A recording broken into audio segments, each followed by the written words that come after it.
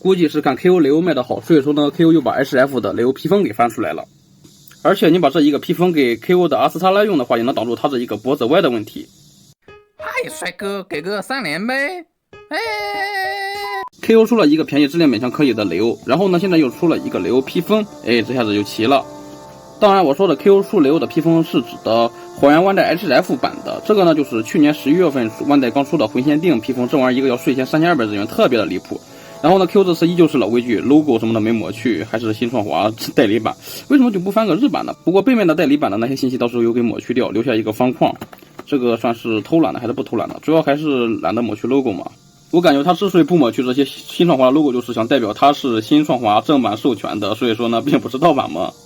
当然玩笑归玩笑，这玩意本质上呢就是一个仿照正版制作出来的一个 KO 模型。它和正版唯一的关系就是包装以及内容物是和正版一样的，然后呢，它的盒子大小呢其实是高度厚度是一样的，只是更窄一些。毕竟呢，它里面只是一个披风而已。哇，好家伙，这里面连个吸数都没有，就是一个纸架子撑住的一个雷欧披风。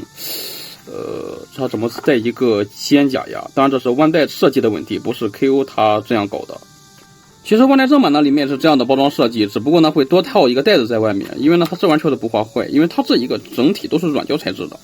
然后装甲下面呢就是布更不怕会压坏喽。然后这个布里面会有铁丝来固定造型，这个 Q 的铁丝呢还挺硬的，能够轻松的撑住造型。Q 的雷欧是去年11月上旬出的，然后这一个披风呢好像是晚了几天，然后呢我就不知道它这个披风竟然是和肩甲是一体的。然后我出这一个 Q 雷欧视频的时候，我是教大家把这一个胸甲把后面的装一切，然后粘死在这一个胸上面，因为它这个肩甲呢有一个通病，就是这一段有点受磨，所以导致它这一个尖呢往这一边歪，所以说呢为了让它摆正的话，就需要切装粘死，这样的话就会导致不能够和这个连接。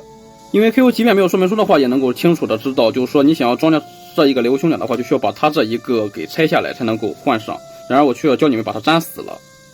别的不多说，先给大家磕3个响头。当然这件事情也不能全怪我，毕竟这个雷欧的正版披风呢要比这一个 Q 雷欧要晚出货了半个月。不过呢也确实是我教大家把这一个胸甲给粘死的，不过想要让它变正的话确实也没什么好办法，就很无解。而且我在拆盒之前也没想到它竟然是这样的设计，所以说呢我想着也给阿斯特拉安排一个，就买了2盒。这下子好了，怪不得叫雷欧披风而不是叫雷欧兄弟披风，毕竟这玩意儿它就是设计上来说就不能给阿斯特拉用。我们都知道阿斯特拉是22年10月份出的，而这个披风是去年11月份出的，也就是说它比阿斯特拉晚晚出了1年，但是它就是本身设计就是不能给它用，就你恶不恶心吧？万代它是太逆天了。说回正题，如果说你是买的正版的雷欧的话，直接用倒是没问题，毕竟这么一个30块钱到手也不算很贵。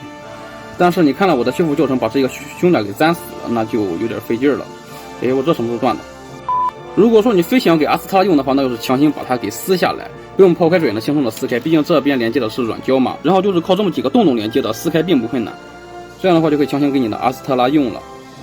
如果说你要给 Q 雷欧用，然后你的 Q 雷欧恰好胸甲被你粘死了，那也是可以这样给雷欧用的。当然代价也很明显，就是没有胸甲固定的话，它就是会比较不贴合。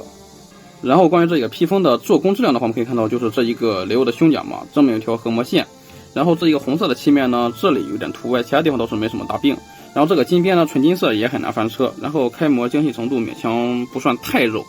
毕竟是软胶材质的嘛，你想让 KO 把它开模非常的锐利也很困难的。然后底下这个布呢，就是背面红色，外面是灰色，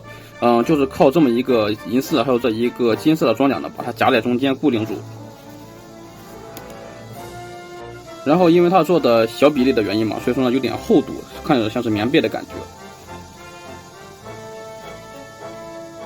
所以看得出这个披风其实是没啥问题的，就是把这个红色给补一下色就行。然后呢，这期毕竟是凭着视频嘛，最好还是要把雷欧的这个胸甲强行撕下来，再装上这一个看一下效果。毕竟呢，这个 Q 雷欧的胸甲可是歪的，然后这一个呢不确定它装上效果是不是正的，所以说我们必须要来强行试一下。对不起了，雷欧桑。然后我们把雷欧的原装胸甲给拆下来之后呢，再把它的头也给拔下来，然后这样的话就可以连接上这一个披风了。注意连接键是这里有一个连接到胸灯位置。然后就是背后也是有2个洞，然后再把胸灯还有头装回去就可以了。装好之后我们可以看到它这一个胸甲呢是不歪的，但是呢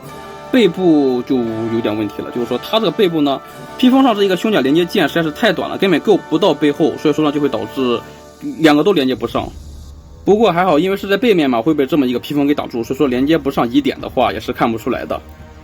是连接到胸口这么一个地方的话也是非常牢固的，不用担心。而如果你想给阿斯特拉用的话，除了把那一个胸甲给强行撕下来之外呢，你还需要用蓝凝胶给它粘在这一个肩甲上，不然的话它只能这样暂时不能够凹任何的造型，不然的话你凹造型它就会乱翘。就戳上一长条的蓝凝胶粘到它这一个有胶水痕迹的地方就可以，